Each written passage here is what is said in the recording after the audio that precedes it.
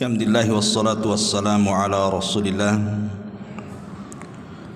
wa ala alihi wa sahbihi wa mawalah. Wa la hawla wa la quwwata illa billahi wa ba'du. Alhamdulillah, segala puja dan puji hanya milik Allah subhanahu wa ta'ala. Salawat dan juga salam kita hadiahkan kepada Rasul kita Nabi besar Muhammad sallallahu alaihi wa ala alihi wasallam. Biasa kita mengkaji qasasul Quran, kisah-kisah Al-Quran. Malam ini kita akan mengkaji satu tema yang menarik tentang 6 kelompok ataupun kondisi 6 kelompok kelak pada hari kiamat. Dari mana kita dengan posisi mereka pada hari kiamat?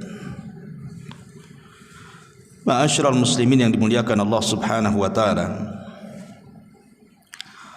sesuatu yang wajib kita imani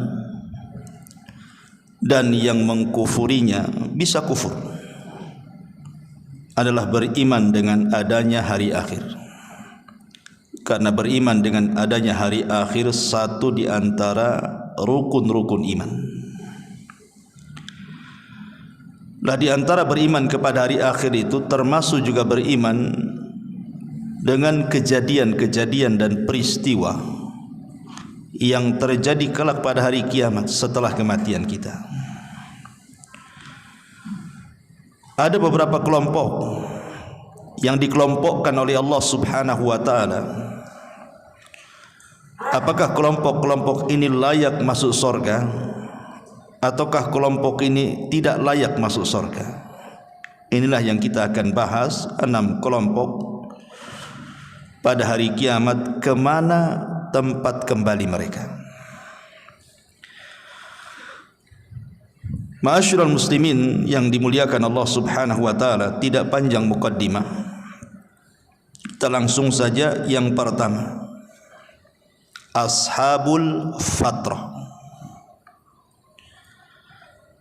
Ashabul Fatrah atau orang-orang yang hidup di masa fatrah. Apa itu fatrah? Disebutkan dalam surah Al-Maidah ayat ke-19. Allah subhanahu wa ta'ala berfirman di dalam Al-Quran, ya ahlal kitab qad ja'akum rusuluna yubayyinu lakum ala fatratin minar rusul an taqulu ma ja'ana min basyirin wa nadhir faqad ja'akum basyirun wa nadhir wallahu ala kulli syai'in qadir. Wahai ahli kitab, sesungguhnya Rasul kami telah datang kepada kamu menjelaskan syariat kami kepadamu ketika fatrah. Di sini ada kalimat fatrah, maksudnya terputus pengiriman rasul-rasul. Agar kalian mengatakan tidak ada datang kepada kami seorang pembawa berita gembira ataupun pemberi peringatan. Sesungguhnya telah datang kepadamu pembawa berita dan pemberi peringatan, dan Allah atas segala sesuatu maha mampu. Secara bahasa fatrah itu artinya terputus, tetapi secara istilah di sini artinya orang-orang yang hidup di zaman antara 2 rasul atau 2 nabi. Jadi ajaran rasul yang sudah lewat, sudah hilang, sementara rasul yang akan datang belum muncul. Lah ashabul fatrah ini berada di tengah-tengah tuh. Mengikuti ajaran yang lama sudah hilang, mau mengikuti ajaran yang baru belum ada nabinya. Berarti fatrah itu hidup di antara kekosongan para nabi dan rasul. Itulah yang disebut dengan ashabul fatrah. Sebagian para ulama mengkiaskan ashabul fatrah ini kepada orang-orang yang hidup di pedalaman, mungkin di tengah hutan, tidak ada ustadz datang ke situ, tidak ada pendakwah datang ke situ, mereka tidak kenal apa itu Quran. Mereka hidup ya dari kecil, kemudian sampai dewasa, sampai tua, sampai mati ya di hutan itu saja. Tidak kenal apa itu Islam karena tidak ada yang menyampaikan Islam kepada mereka. Lah orang-orang yang hidup di pedalaman ini juga dikiaskan kepada ashabul fatrah, karena ashabul fatrah tadi orang yang hidup di dalam kekosongan di antara dua nabi atau dua rasul. Ma'asyiral muslimin yang dimuliakan Allah Azza wa Jalla, pertanyaannya, mereka kalau diwafatkan itu kemana kembalinya? Ke neraka kah, ke surga? Ini yang kita akan bahas ashabul fatrah ini. Kita akan baca satu hadis. Hadis ini dikeluarkan oleh Al-Imam Ahmad dalam musnadnya dan disahihkan oleh Syekh Nasiruddin Al-Albani rahimahullahu ta'ala dari Al-Aswad ibni Sari. Kita baca. Anil Aswad ibni Sari anna Nabiyallahi sallallahu alaihi wasallam qala arba'atun yaumal qiyamati. Dari Aswad ibn Sari bahwa Nabi sallallahu alaihi wasallam bersabda, pada hari kiamat ada 4 orang yang akan mengadu kepada Allah Azza wa Jalla. Yang pertama, rajulun asam la yasma'u syai'an. Pertama yang akan mengadu kepada Allah Subhanahu wa taala adalah orang yang tuli, enggak bisa dengar. Sama sekali tidak bisa dengar, dari lahir sudah tuli dia. Orang tuli yang tidak bisa dengar Quran, enggak bisa dengar ceramah, orang tuli. Kemudian juga yang kedua, warajulun ahmak, orang yang dungu. Nanti apa maksudnya orang dungu kita jelaskan. Ataupun dengan kata lain, orang yang pandir. Kemudian warajulun haramun. Kemudian yang ketiga, orang yang pikun. Kemudian yang keempat, warajulun mata ala fatratin, dan seseorang yang meninggal di masa fatrah. Nah, di sinilah kalimatnya fatrah nih. Hidup di masa kekosongan para nabi dan rasul. Fa ammal asam, adapun orang tuli, fayaqulu rabbi laqad ja'al islam wa ma asma'u syai'an. Adapun orang tuli akan mengatakan, ya Rabb, agama Islam memang sudah datang kepadaku. Masalahnya aku tidak bisa mendengar. Aku tidak bisa mendengar Quran, aku tidak bisa mendengar hadis dibacakan, aku tidak bisa mendengar orang ceramah. Macam mana ini? Ya. Kemudian yang kedua, wa ammal ahmaq fayaqulu rabbi laqad ja'al islam was-sibyan yakhdimunani bil ba'ri. Adapun orang yang pandir, agak sedikit gila-gila, memang sudah datang Islam kepadaku, tapi anak-anak melempari aku dengan batu. Ya, orang gila. Ya. Kemudian yang ketiga, wa ammal haram, adapun orang pikun, fayaqulu rabbi laqad ja'al islam wa ma'aqilu syai'an. Adapun orang pikun akan mengatakan, ya Rabb, memang Islam datang kepadaku sementara aku dalam keadaan tidak berakal. Macam mana ini? Aku tidak berakal, hilang ingatan. Kemudian yang terakhir, wa ammal ladzi mata fil fatrati, adapun orang-orang yang hidup di zaman kekosongan Rasul tadi, kosongan Nabi tadi, fayaqul, dia mengatakan, rabbi ma atani laka rasulun fayakhudhu mawathiqahum liyuti'ahu fayursilu ilaihim anidkhulun nar qala fawalladhi nafsu Muhammadin biyadi law dakhaluha lakanat alaihim bardan wa salaman. Adapun yang terakhir Ashabul Fatrah mengatakan, ya Rabb, tidak ada seorang rasul pun yang datang kepadaku. Tidak ada rasul, aku akan mengambil ajaran yang mana? Rasul aja tidak ada. Maka Allah Subhanahu wa taala mengambil perjanjian mereka bahwa mereka benar-benar akan mentaati perintah Allah Subhanahu wa taala. Jadi 4 orang ini dikumpulkan di Arasat, di sebuah padang yang sangat luas. Pertama, rombongan orang-orang tuli. Yang kedua, rombongan orang-orang gila. Yang ketiga, rombongan orang-orang yang sudah pikun. Dan yang keempat, rombongan orang-orang yang hidup di masa fatrah. Maka Allah buat perjanjian kepada mereka. Baik, aku akan uji kalian. Siap enggak kalian mentaati ujianku, kata Allah. Maka semua manusia di situ yang 4 kelompok tadi mengatakan, ya, kami siap. Apa yang terjadi? Maka dijelaskan di sini, fayursilu ilaihim, maka akan diutus kepada mereka neraka yang menyala-nyala, kemudian lehernya keluar. Neraka itu punya leher, lehernya keluar. Kemudian Allah Subhanahu wa taala mengatakan, masuklah kalian ke dalam neraka itu. Kalau seandainya mereka masuk ke dalam neraka, hakikatnya mereka masuk ke dalam surga. Tapi orang-orang yang enggan masuk ke dalam neraka itu, berarti dialah yang masuk neraka.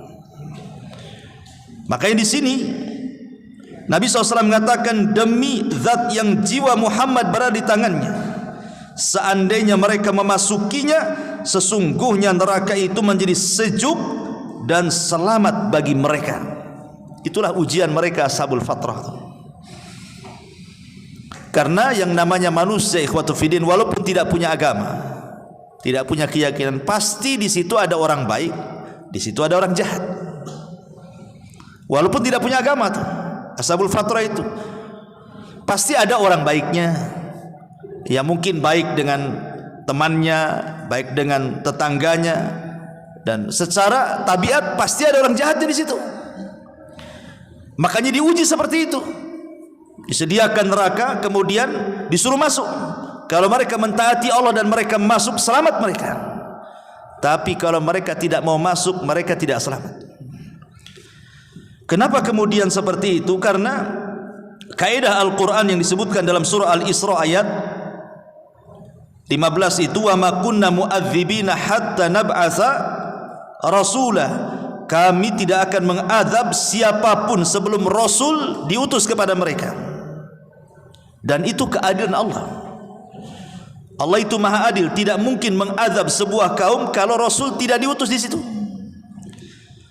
Makanya setiap orang yang masuk ke dalam neraka akan ditanya oleh Allah Subhanahu wa taala. Sebagaimana Allah Subhanahu wa taala mengatakan, kullama ulqiya fiha faujun sa'alahum khazanatuhum. Setiap kali sekumpulan orang-orang kafir itu dilempar ke dalam neraka, maka malaikat-malaikat penjaga neraka akan mengatakan, alam ya'tikum nadhir, bukankah sudah datang kepada kalian pemberi peringatan? Qalu, mereka mengatakan, bala, ya sudah sampai. Qad ja'ana nadhirun, peringatan itu sudah sampai kepada kami. Fakadzabna, kami pun mendustakannya. Artinya bahwa kalau seandainya mereka mengatakan tidak ada nabi yang sampai kepada kami, berarti Allah Subhanahu wa taala zalim menghadap mereka.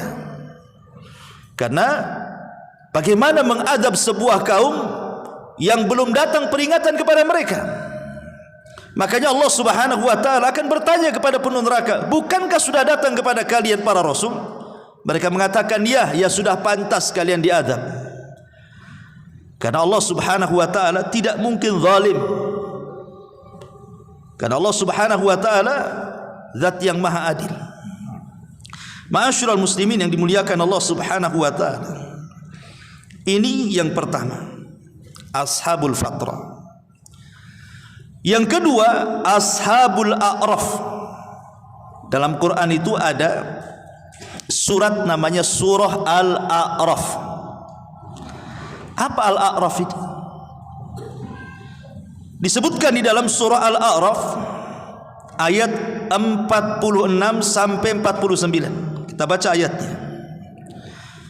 Allah Subhanahu wa taala mengatakan wa bainahuma hijabun wa 'alal a'rafi rijalun ya'rifuna kullam bisimahum wa nadau ashabal jannah an salamun 'alaikum lam yadkhuluha wa hum yadma'un wa idza surifat absaruhum tilqa'a ashabin nar qalu rabbana la taj'alna ma'al qaumidz zalimin wa nadau ashabal a'raf wa nada ashabul a'raf rijalan ya'rifunahum bisimahum qalu ma aghna ankum jam'ukum wa ma kuntum tastakbirun haula'i alladhina aqsamtum la yanaluhumullahu birahmati udkhulul jannah la khaufun alaihim wala antum tahzanun. Perhatikan surah Al-A'raf ayat 46 sampai 49. Dan di antara keduanya, maksudnya keduanya di sini antara sorga dan neraka, ada tabir yang menghalangi orang-orang ini. Maksudnya orang-orang ini adalah orang-orang yang berada di atas A'raf, tempat tinggi. Dari sini kita tahu bahwa A'raf itu secara bahasa adalah tempat yang berada di ketinggian. Itu disebut A'raf. Tapi maksudnya A'raf di sini artinya orang yang berada di tengah-tengah antara sorga dan neraka.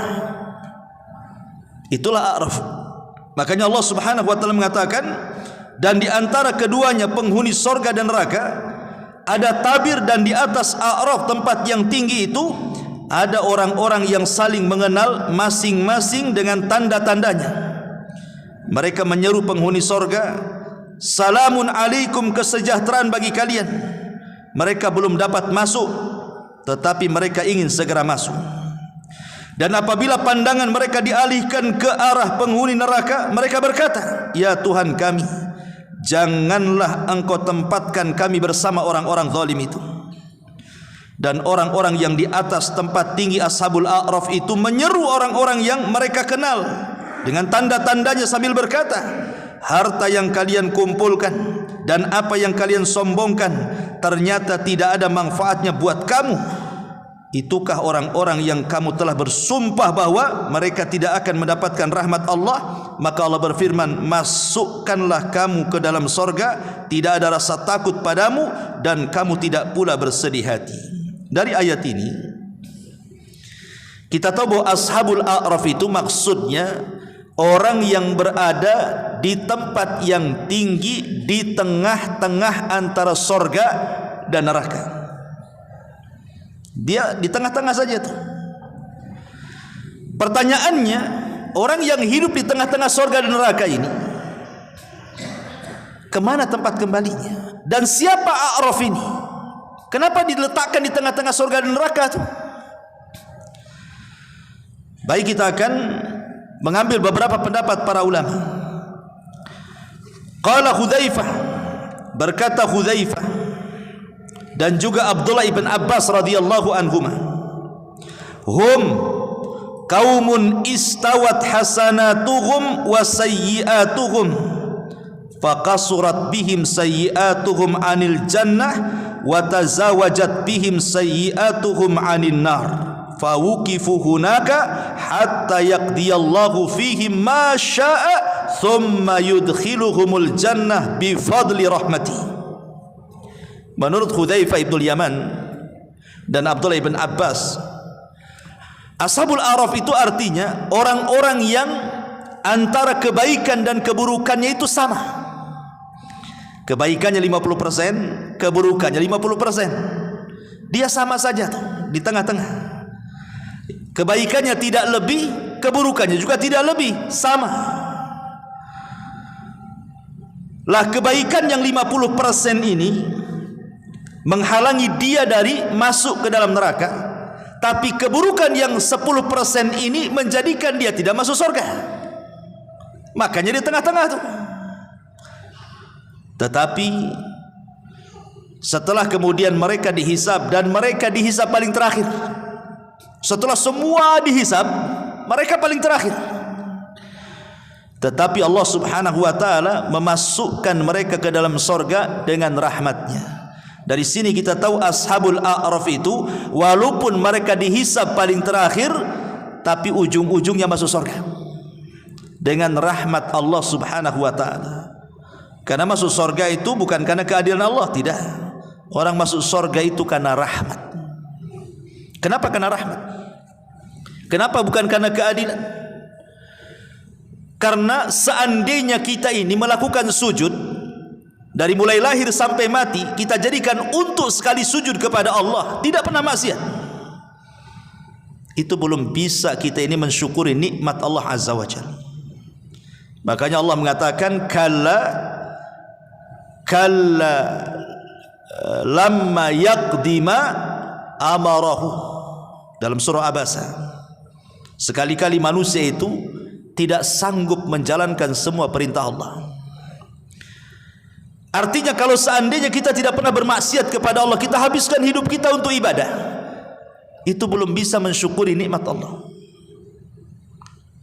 Sebab itulah makanya semua manusia, hatta para nabi, hatta Nabi kita Muhammad sallallahu alaihi wasallam saja masuk surga bukan karena amalannya. Padahal kita tahu Nabi sallallahu alaihi wasallam itu luar biasa ibadahnya. Tapi ibadah Nabi tidak bisa memasukkan Nabi ke surga dengan ibadahnya. Tetap Nabi juga masuk surga karena rahmatnya. Dan itu berdasarkan hadis. Termasuk engkau wahai Rasul? Ya, termasuk saya. Saya pun dimasukkan surga oleh Allah karena rahmatnya, bukan karena amalannya. Tetapi rahmat itu diraih karena amalan. Ma'asyiral muslimin yang dimuliakan Allah Azza wa Jalla, ini pendapat yang pertama. Kemudian juga disebutkan oleh Ibnu Mas'ud radhiyallahu an, beliau mengatakan, siapa ashabul a'raf itu? Man istawat hasanatuhu wa sayyi'atuhu kana min ashabil a'raf fa wuqifu 'ala sirat. Orang-orang yang sepadan kebaikan dan keburukannya, itulah ashabul a'raf, dan mereka akan diberdirikan di atas titian siratal mustaqim. Karena titian itu kan tengah-tengah antara surga dan neraka tuh. Ya. Tengah-tengah antara surga dan neraka tuh. Bawahnya neraka, setelahnya surga. Nah, di tengah-tengah ada di situ. Summa arafu ahlal jannah wa ahlan nar. Kemudian ashabul a'raf ini memandang, terkadang sekali-kali memandang penduduk surga dan sekali-kali memandang penduduk neraka. Dia bisa melihat kawan-kawan yang masuk ke dalam surga dan bisa pula melihat kawan-kawan yang masuk neraka. Dia bisa memandang tuh teman-teman yang sedang diazab di neraka dan teman-teman dia yang sedang mendapatkan nikmat di surga. Kemudian apabila kemudian mereka melihat teman-teman yang ada di neraka itu, maka mereka akan mencela dan mengatakan, ma aghna ankum jam'ukum wa ma kuntum tastakbirun. Lihat, harta yang kalian kumpulkan di dunia rupanya tidak bermanfaat sedikit pun bagi kalian, dan kesombongan kalian menjadikan kalian masuk ke dalam neraka, katanya. Dicela sama ashabul a'raf. Tetapi kalau seandainya mereka memandang ke surga, maka mereka mengatakan, ya Allah, masukkan segera aku ke surga, masukkan aku segera ke surga. Tapi tidak juga dimasukkan sampai betul-betul semua manusia dihisab. Baru mereka terakhir, baru mereka dimasukkan ke dalam surga. Ini pendapatnya Abdullah bin Mas'ud radhiyallahu anhu. Tetapi ada juga pendapat-pendapat yang lain ashabul a'raf itu, seperti yang dikatakan, mereka adalah kaumun kharaju fil ghazwati bi ghairi idni abaihim. Mereka adalah orang-orang yang keluar jihad, berjihad di jalan Allah, berperang, tapi mereka tidak mendapatkan izin orang tuanya. Kemudian mereka mati syahid. Syahidnya mereka, harusnya mereka masuk ke dalam sorga, tapi karena mereka tidak dapat izin orang tua, dianggap durhaka. Itu pula yang kemudian menyebabkan masuk neraka. Jadi tengah-tengah jadinya. Masuk sorga karena syahidnya, tapi tidak bisa masuk sorga karena punya dosa durhaka kepada orang tuanya. Nah, jadi tengah-tengah akhirnya. Itu satu pendapat juga yang mengatakan seperti itu. Ada juga yang mengatakan bahwa Ashabul A'raf di sini adalah hum qaumun radiya anhum ahadul abawaini dunal akhar, ataupun orang yang bermuamalah dengan kedua orang tuanya. Ibunya redha dengan kita tapi bapaknya tidak redha, atau sebaliknya. Keredoan salah satunya menjadikan dia masuk surga, tapi tidak redha salah satunya menjadikan dia masuk neraka jadinya. Jadi tengah-tengah tuh. Makanya mencari redha kedua orang tua, bukan salah satu dari orang tua gitu maksudnya. Jadi orang-orang yang kemudian hanya mencari redha satu saja dan mengabaikan yang lainnya, itulah Ashabul A'raf. Ada juga yang berpendapat seperti itu. Ma'asyiral muslimin yang dimuliakan Allah Azza wa Jalla. Dan banyak lagi pendapat-pendapat yang lain, tetapi pendapat yang masyhur dari kalangan ulama mufassirin, ahli tafsir, adalah pendapat yang pertama tadi. Orang-orang yang seimbang antara kebaikan dan keburukannya, mereka lah Ashabul A'raf, tapi ujung-ujungnya mereka pun masuk ke dalam surga. Ini kelompok yang kedua. Kelompok yang ketiga, mereka adalah orang-orang yang meninggal di waktu bayi. Mereka orang-orang yang meninggal di waktu bayi. Dan orang-orang yang meninggal di waktu bayi ini kan ada macam-macamnya kan. Ada anak dari orang-orang Islam, bayi-bayi orang Islam. Tapi juga ada bayi-bayi orang kafir. Apakah bayi orang Islam ini beda dengan bayi orang kafir kelak pada hari kiamat? Tempat mereka itu mungkin bayi orang Islam masuk surga, bayi orang kafir masuk neraka kan ikut bapaknya, atau gimana? Ma'asyiral muslimin yang dimuliakan Allah Subhanahu wa taala.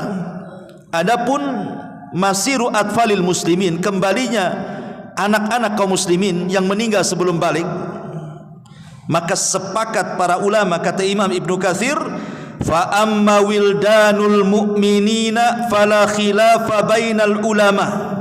Adapun bayi-bayi orang mukmin yang meninggal di waktu kecil, tidak ada khilaf ulama, mereka masuk surga. Tidak ada khilaf ulama, mereka masuk ke dalam surga. Sebagaimana juga dinukilkan oleh Al-Qadi Abu Ya'la Ibn Farra Al-Hambali dari Imam Ahmad Ibn Hanbal rahimahullahu ta'ala, di mana Imam Ahmad mengatakan la yakhtalifu fihim annahu min ahlil jannah. Tidak ada satupun ulama berselisih, kata Imam Ahmad, bayi-bayi ini masuk surga. Yang diperselisihkan para ulama adalah bayi-bayinya orang kafir. Kemana tempat kembalinya tuh bayi-bayi orang kafir itu? Pendapat yang pertama, annahum fil jannah, mereka tetap masuk surga sama dengan bayi-bayi orang-orang yang beriman, karena mereka terlahir fitrah tidak punya dosa. Lalu apa sebabnya mereka masuk neraka? Orang masuk neraka itu karena punya dosa. Bayi ini belum punya dosa, maka mereka di surga. Kemudian pendapat yang lain, annahum alal a'raf, mereka dikategorikan sebagai ashabul a'raf dalam kelompok yang kedua. Mereka masuk dalam ashabul a'raf, kelompok yang kedua. Ini satu pendapat. Pendapat yang kedua, annahum ma'a abaihim finnar, tetap bayi-bayi orang kafir ikut bapaknya di neraka. Dan ini pendapat yang dinasabkan kepada Al-Qadi Abu Ya'la. Kemudian juga pendapat yang ketiga, tawakuf, tidak mau mengatakan bayi-bayi orang kafir di sorga, ataupun tidak mau mengatakan bayi-bayi orang kafir di neraka.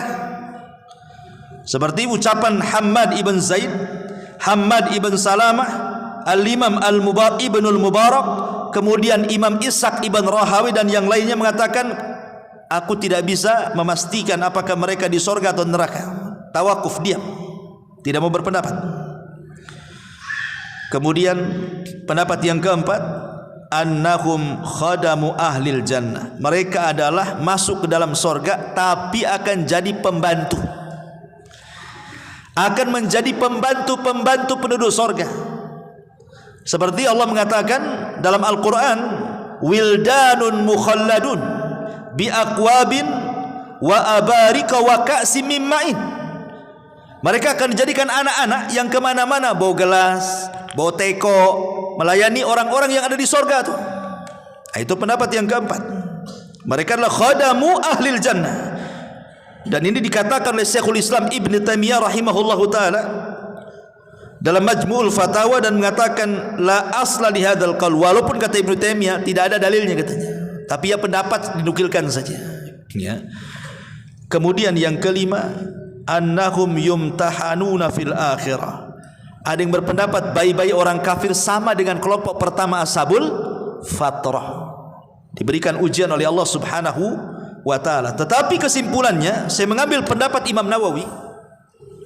Ma'ruf Imam Nawawi, imamnya mazhab Syafi'i. Semua mazhab Syafi'i pasti mengacu kepada pendapat Imam Nawawi ya. Qala an-Nawawi rahimahullahu ta'ala ba'da an haka aqwal al-ulama'i fihim was-salis was-sahih alladhi dhahaba ilaihi al-muhaqqiquna annahum min ahlil jannah. Pendapat Imam Nawawi setelah menjelaskan perselisihan yang banyak sekali yang saya sebutkan tadi, beliau mengatakan bayi-bayi orang kafir itu sama dengan bayi-bayi orang yang beriman. Mereka akan masuk ke dalam sorga. Artinya kembalinya ke sorga. Ini kelompok yang ketiga. Kita masuk kelompok yang keempat, orang-orang kafir dan orang-orang musyrik. Mereka mati di atas kekafiran dan mati di atas kesyirikan. Maka Allah Subhanahu wa ta'ala dengan tegas mengatakan dalam surah Al-Bayyinah ayat 6, innal ladzina kafaru min ahlil kitabi wal musyrikina fi nari jahannama khalidina fiha. Sesungguhnya orang-orang kafir dari kalangan ahli kitab, maksudnya Yahudi dan Nasrani, dan orang-orang musyrik, maka mereka akan dimasukkan ke dalam jahanam dan mereka dikekalkan di dalamnya selama-lamanya. Jadi kelompok yang keempat ini masuk neraka, tidak akan keluar. Siapa mereka? Orang yang mati di atas kekafiran dan orang yang mati di atas kemusyrikan. Makanya dalam sebuah hadis yang dikeluarkan Imam Muslim, walladzi nafsi biyadi la yasma'u bi ahadun min hadhil ummati yahudiyyun wala nasraniyun thumma yamutu wa lam yu'min billadzi ursiltu bih illa kana min ashabin nar, kata Rasul. Demi zat yang jiwaku berada di tangannya, kata Rasul, tidaklah satu pun kalangan Yahudi ataupun Nasrani yang mendengar kedatanganku kau tidak beriman, maka mereka tidak akan selamat. Mereka menjadi para penghuni neraka. Jadi kelompok yang keempat sudah jelas, orang kafir, orang musyrik, kalau mati tidak bertobat, maka mereka masuk ke neraka dan dikekalkan di dalamnya. Dan ayat-ayat tentang kekekalan mereka banyak. Innalladzina kafaru wa kadzdzabu bi ayatina ulaika ashabul nar hum fiha khalidun.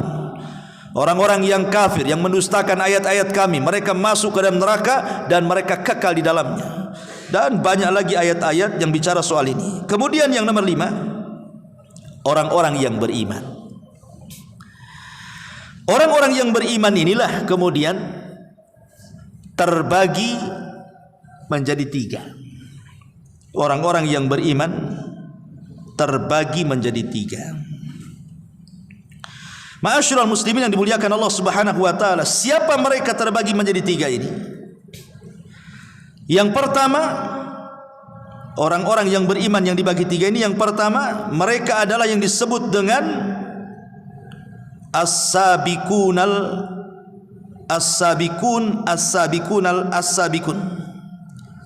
Saya baca dulu ayatnya. Dalam surah Fatir 32, dalam surah Fatir 32 disebutkan 3 kelompok orang-orang yang beriman ini. Summa awrathnal kitabal ladina astafaina min ibadina faminhum zalimun li nafsi wa minhum muqtasid wa minhum sabiqum bil khairati biidznillah. Kemudian kami wariskan Alkitab, maksudnya Al-Quran, kepada hamba-hamba pilihan kami. Kemudian orang-orang yang beriman terhadap Quran ini terbagi menjadi 3. Faminhum zalimun li nafsi, di antara mereka ada yang mendolimi diri mereka. Ini yang pertama. Kemudian yang kedua, di antara mereka muqtasid, tengah-tengah. Kemudian yang ketiga, wa minhum sabiqun bil khairah, dan yang ketiga orang-orang yang berlomba-lomba dengan kebaikan dengan izin Allah Subhanahu wa taala. Baik, kita rinci satu-satu. Ma'asyiral muslimin yang dimuliakan Allah Subhanahu wa taala. Adapun yang pertama, disebutkan para ulama yang qasimun nas yaumal qiyamah ila thalathati asnaf. Manusia pada hari kiamat, maksudnya dari orang-orang yang beriman, terbagi menjadi 3 kelompok. Kaumun an yaminil arsy, ada satu kaum yang diletakkan di kanan arsy, di kanannya arsy, sebelah kanan arsy. Wa humul ladzina kharaju min syikki adamil aiman, dan merekalah orang-orang yang ruhnya keluar dari sebelah bahu kanannya Adam. Wa yu'tauna kutubahum bi aimanihim, dan mereka yang mengambil catatannya ketika dihambur-hamburkan Allah dengan tangan kanannya. Dan umumnya mereka masuk ke dalam surga. Itulah yang disebut dengan muqtasid, tengah-tengah. Disebut ashabul yamin. Ashabul yamin itu sama dengan muqtasid. Kemudian yang kedua, wa akharuna an yasalil arsy, wa akharuna an yasharil arsy. Adapun mereka adalah orang yang di sebelah kirinya arsy. Kemudian mereka ruhnya keluar dari sebelah bahu kiri Adam alaihi salam, dan mereka yang mengambil catatannya dengan tangan kirinya. Maka merekalah umumnya masuk neraka.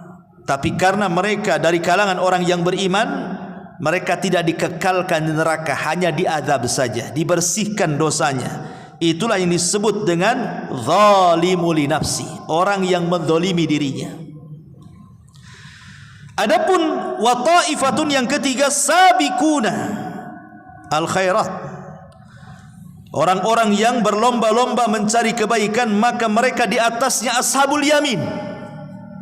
Merekalah para nabi, merekalah para rasul, merekalah para siddiqin, merekalah para syuhada, merekalah orang-orang saleh yang disebutkan oleh Allah Subhanahu wa taala, ulaika ma'alladzina an'ama Allahu minan nabiyyina was-siddiqina wasyuhada wa salihin.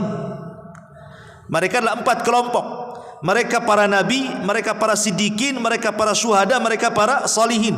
Ini sudah langsung surga. Jadi kalau kita simpulkan orang-orang yang beriman ini, pertama orang-orang yang tinggi derajatnya, mereka as-sabiqunal awwalun, mereka as-sabiqunan bil khairat, para nabi, para siddiqin, orang-orang saleh, para syuhada. Ini kelompok yang paling tinggi, direct masuk surga, enggak ada cerita. Kemudian yang kedua, ashabul yamin. Ashabul yamin ini mereka masuk ke dalam surga. Boleh jadi mungkin setelah dihisab, hisabnya mudah, atau di antara mereka masuk surga tanpa hisab dan azab, atau mereka masuk surga dapat syafaat dan belum pernah mencicipi neraka.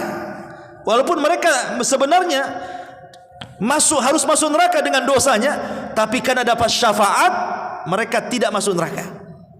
Mereka masuk ke dalam surga. Adapun yang ketiga ini, mereka harus masuk neraka dulu, dibersihkan dulu dosanya, baru setelah itu dikeluarkan dari neraka dan dimasukkan ke dalam surga. Inilah tingkatan orang-orang yang beriman di akhirat. Ya, tingkatan orang-orang yang beriman di akhirat. Adapun kenapa dijadikan tingkatan seperti ini? Sebagian ahli tafsir mengatakan kenapa demikian? Karena adapun as-sabiquna bil khairat, kenapa sabiquna bil khairat itu paling tinggi tingkatannya? Dijelaskan oleh ahli tafsir karena mereka adalah al-fa'ilu bil wajibatil wal mustahabati at-tariku lil muharramati wal makruhati wa ba'dul mubahat. Karena mereka orang-orang yang melaksanakan kewajiban, melaksanakan sunnah, meninggalkan yang haram, meninggalkan yang makruh, bahkan yang mubah pun ditinggalkan. Siapa yang bisa melakukan ini, ikhwan? Kecuali para nabi. Yang wajib, yang sunnah dikerjakan, yang haram, yang makruh ditinggalkan, yang mubah saja ditinggalkan, karena tidak ada manfaatnya. Makanya mereka ini kelompok yang paling tinggi. Ini disebut sabiqum bil khairat. Adapun muktasid tengah-tengah, al-muaddi lil wajibat, at-tariku lil muharramat, wa qad yatruku ba'dal mustahabbat wa yaf'alu ba'dal makruhat. Mereka adalah orang-orang yang melaksanakan kewajiban, meninggalkan yang diharamkan, dan terkadang mereka meninggalkan yang sunnah, dan terkadang mereka melakukan yang makruh. Berarti kan ada kurangnya di sini. Ya, mereka melaksanakan yang wajib, mereka meninggalkan yang haram, tapi terkadang mereka tidak melakukan sunnah, terkadang mereka melakukan yang makruh, walaupun tidak ke yang haram. Makanya di tengah-tengah dia. Adapun zalimul nafsi yang terakhir, al-mufritu fi fi'li ba'dil wajibat, yang meremehkan sebagian kewajiban-kewajiban yang diwajibkan kepadanya, al-murtaqibu li ba'dil muharramat, bahkan mungkin juga melaksanakan sebagian yang diharamkan. Mungkin jatuh ke zina, mungkin jatuh ke khamar, mungkin jatuh ke judi, mungkin jatuh ke ghibah, dan begitu seterusnya. Tapi dia terkadang meninggalkan yang lain tapi mengerjakan yang lain. Begitu juga kewajiban, dia meremeh-remehkan kewajiban, makanya dia diletakkan yang paling bawah. Inilah kelompok yang kelima. Adapun yang terakhir, yang keenam, adalah bicara tentang kemana tempat kembali hewan, binatang-binatang. Kemana tempat kembali mereka, binatang-binatang itu? Setelah mereka mati semua, kemana binatang-binatang itu tempat kembalinya? Ma'asyiral muslimin yang dimuliakan Allah Subhanahu wa taala, karena Allah mengatakan wa idzal wuhushu husyirat, karena pada hari kiamat semua binatang akan dikumpulkan. Di sini Allah Subhanahu wa taala menyebutkan binatang yang paling buas dulu. Wa idzal wuhush, wuhush itu binatang buas, artinya Allah hanya menyebutkan sebagian untuk secara keseluruhan. Jadi semua akan dikumpulkan, dari yang buas sampai ke yang jinak. Semua dikumpul. Tidak ada satupun binatang yang hidup di bumi kecuali akan berkumpul di padang mahsyar. Untuk apa? Karena kenapa kemudian mereka kok dibangkitkan juga? Ini disebutkan dalam Al-Quran surah Al-An'am, wa amma wa ma min dabatin fil ardi wala ta'irin yatiru bijanahaihi illa umamun amsalukum ma farratna fil kitabi min syai'in thumma ila rabbihim yuhsyarun. Dan tidaklah binatang yang melata di bumi, tidak pula burung yang terbang dengan kedua sayapnya, kecuali mereka juga umat sama seperti kalian. Dan kami tidak pernah meninggalkan sedikit pun kecuali sudah jelas dalam Quran. Kemudian mereka pada hari kiamat akan kembali kepada Rabb mereka. Untuk lebih jelas lagi, kita baca hadis Abu Hurairah radhiyallahu anhu yang dikeluarkan oleh atau yang disahihkan oleh Syekh Albani rahimahullahu taala dalam kitabnya Silsilatus Shahihah. Dari hadis Abi Hurairah radhiyallahu anhu, Nabi sallallahu alaihi wasallam mengatakan, la tu'addunnal huquq ila ahliha yaumal qiyamah hatta yuqada lisyatil jalha minasyatil qarna. Sungguh kalian akan mengembalikan hak-hak yang kalian rampas di dunia kelak pada hari kiamat. Artinya akan ada kisos pada hari kiamat. Dan inilah keadaan Allah. Sebab kalau tidak ada kisos pada hari kiamat, tidak ada hisab pada hari kiamat, Enak kali orang zalim itu. Mereka mendolimi orang, tapi mereka tidak diapa-apain di dunia, tidak dapat apa-apa, di akhirat tidak dapat apa-apa. Enak sekali mereka. Makanya orang-orang zalim itu, seandainya di dunia Allah Subhanahu wa taala tidak balas, bukan berarti mereka selamat, tidak. Di akhirat ada hak yang mereka akan dituntut oleh orang-orang yang pernah dizaliminya. Kemudian Rasul mengatakan sampai kepada binatang. Binatang juga ada hisabnya, ada kisasnya. Sampai-sampai kata Rasulullah, hatta yuqada lisyatil jalha minasyatil qarna. Sampai-sampai kambing yang tidak bertanduk, yang ditanduk-tanduk oleh kambing yang bertanduk di dunia, maka mereka akan balik menanduk di akhirat. Jadi kalau seandainya ada kambing yang bertanduk, nanduk kawan yang tidak bertanduk, mungkin yang jantan, yang betina tidak bertanduk, ditanduk pula kawannya. Nanti pada hari kiamat tanduknya akan diambil, kemudian diletakkan kepada kambing yang tidak bertanduk. Kemudian Allah katakan, tanduk dia sebagaimana dia menanduk kamu di dunia. Berapa banyak dia menanduk, kau tanduk sebanyak itu. Begitu maksudnya. Ini permisalan saja kambing. Artinya semua binatang semua akan dikisas. Karena kita tahu bahwa binatang ini mereka biasa di alam liar itu. Mereka hidup di rimba, ikhwan. Kadang-kadang harimau ya memakan kancil dan begitu seterusnya kan. Buaya makan apa dan begitu seterusnya. Nanti di hari kiamat yang pernah memakan binatang yang dia akan dimakan dengan binatang yang pernah dimakannya. Itu sebagai kisosnya. Tetapi kalau semua, dan itu dalam bentuk keadilan ya, kalau semua sudah dikisos, binatang itu sudah mendapatkan keadilan, lalu kemana tempat kembali mereka, pertanyaannya? Apakah mereka masuk surga? Dikumpulkan bersama manusia? Tidak. Setelah terjadi hisab, Allah Subhanahu wa taala katakan dalam sebuah hadis, kunu turaba. Jadilah kalian tanah. Maka setelah terjadi qisas dan hisab bagi binatang, semua binatang jadi tanah. Artinya tidak ada yang masuk surga, tidak ada yang masuk neraka. Lah kisos-kisos binatang itu disaksikan manusia.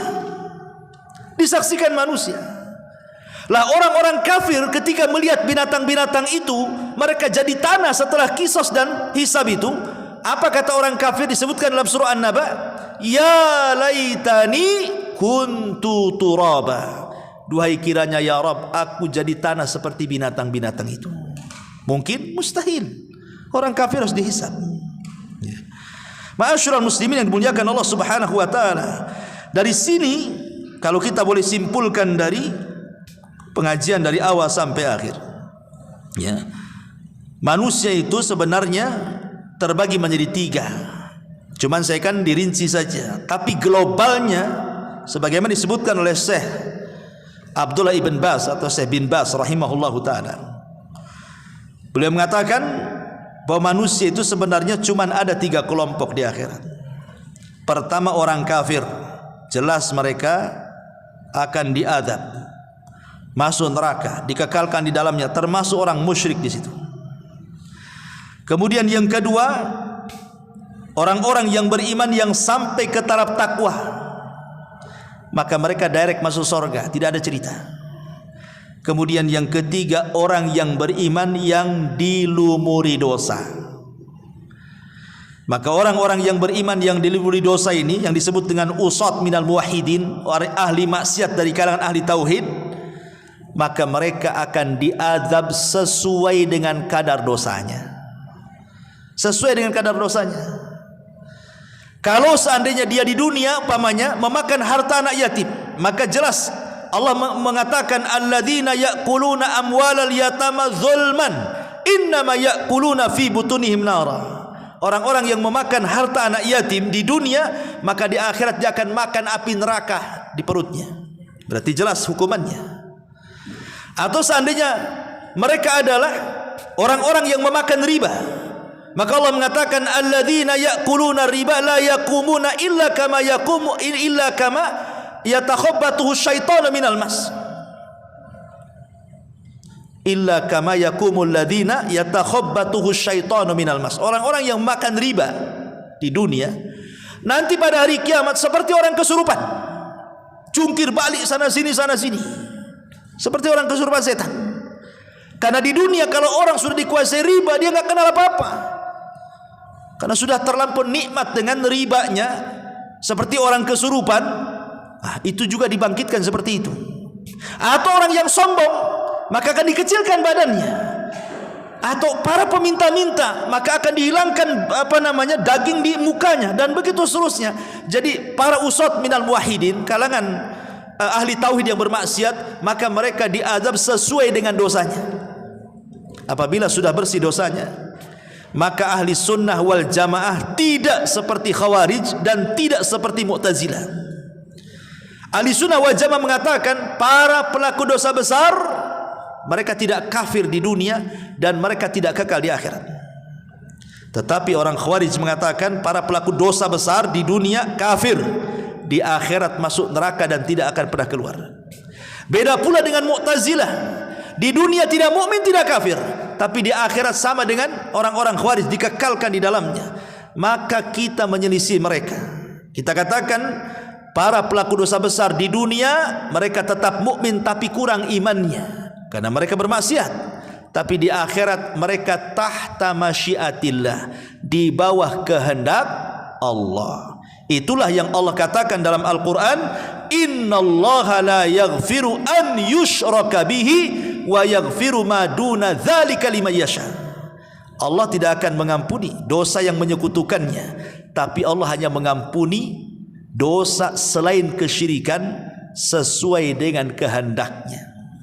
Kalimat sesuai dengan kehendaknya ini berarti dosa selain syirik dari dosa-dosa besar di bawah kehendak Allah. Kalau Allah mau direct masuk surga, kalau Allah mau diazab dulu baru dimasukkan ke dalam surga.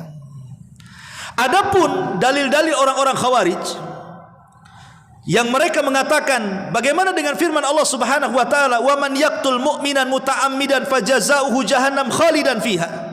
Siapa yang membunuh seorang mukmin secara sengaja, maka mereka akan dimasukkan ke dalam jahanam dan dikekalkan di dalamnya. Ini lihat, orang yang membunuh dikekalkan di dalamnya katanya.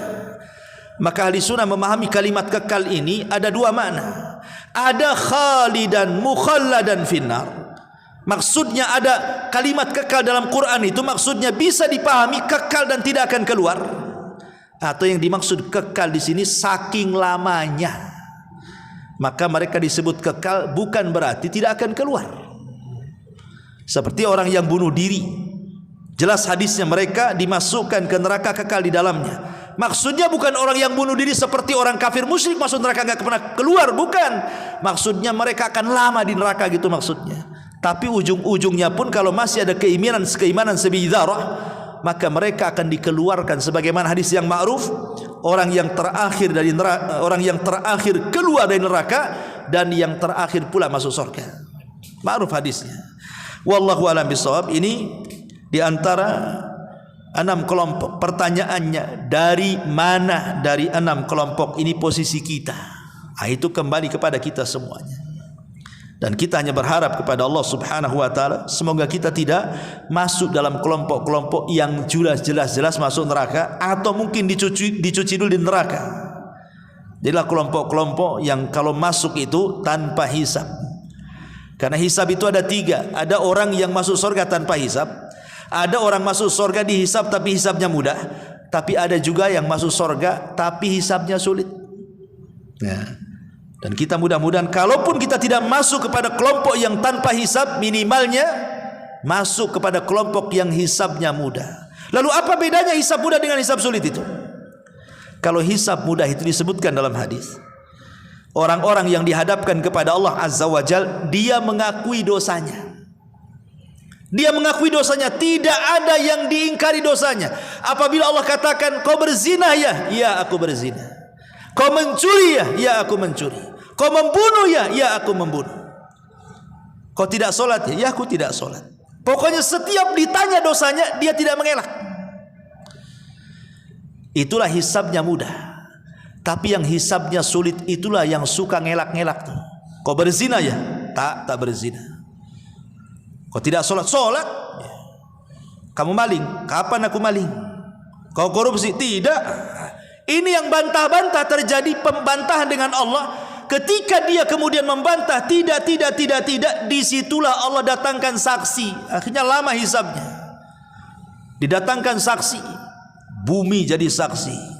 Yauma idzin tuhadditsu akhbaraha. Pada hari itu bumi akan menghabarkan beritanya. Bumi akan jadi saksi, kata bumi. Kata siapa kau tak berzina? Kau berada di bumiku, aku tahu kau berzina. Ya. Malaikat akan bersaksi, kata Raqib Atid, aku catat lo kau berzina. Kau bilang aku tak berzina pula. Sampai kepada kulit kita ini akan bersaksi. Kulit kita ini akan bersaksi dan mengatakan, kata kulit, iya memang badan ini berzina. Badan ini mencuri, badan ini korupsi, badan ini itu. Sampai badannya protes sama kulit. Kulit, lima syahidtum alaina. Kenapa kau tak bela badanmu? Apa kata kulit? Antaqanallah, kata Quran tuh. Kulit mengatakan apa? Macam mana saya akan bela badan yang membuat aku bicara Allah, katanya. Apalagi tangan akan bicara. Memang mulut terkunci, tapi Allah katakan yauma nakhtimu ala afwahihim wa tukallimuna aydihim wa tashhadu arjuluhum. Mulut memang terkunci, tangan pula bicara. Saksi banyak di mana-mana. Ini hisab sulit nih. Suka bantah-bantah nih. Ya. Dan kalau sudah sulitnya alamat dia masuk neraka. Ya. Ma'asyiral muslimin yang dimuliakan Allah Subhanahu wa taala, inilah di antara perkara-perkara yang penting kita imani tentang beriman kepada hari akhir. Wallahu a'lam bishawab. Mudah-mudahan ada manfaatnya. Kita tutup dengan doa kafaratul majlis. Subhanaka wa bihamdika asyhadu an la ilaha illa anta astaghfiruka wa atubu ilaik. Allahu ta'ala alam. Assalamualaikum warahmatullahi wabarakatuh.